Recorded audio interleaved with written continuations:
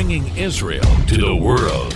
This is IBN News. With News of Israel, I'm Susan Michaels. The Health Ministry reported Monday that deaths from coronavirus in Israel have exceeded 3,000, with 3.2% of all tests for the virus returning positive.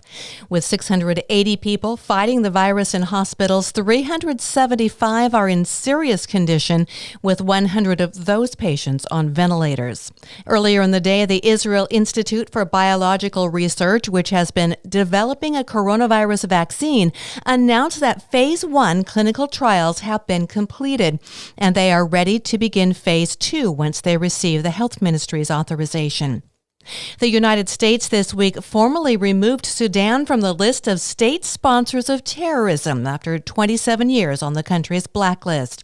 2 weeks ago, it was reported that the Sudanese leadership informed American officials that if Sudan is not taken off the list by the end of 2020, the African country would freeze the process of normalization with Israel.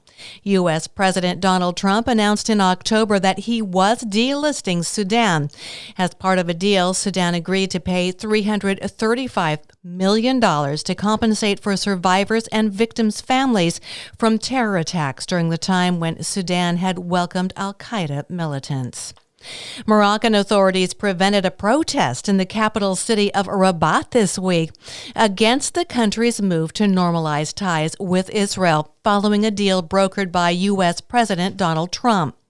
A heavy police presence was deployed in the main avenue leading to Parliament Square, backed by water cannons and anti-riot forces, where a group of pro-Palestinian rights organizations had planned a sit-in. A local authority source said the protest was not authorized due to a COVID-19 emergency decree.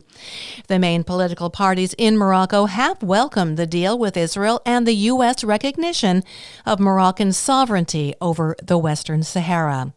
And Iran has sentenced British-Iranian anthropologist Kamil Ahmadi to 9 years in prison on numerous charges, including visiting Israel as a reporter. I'm Susan Michaels. IBN, Israel Broadcast Network.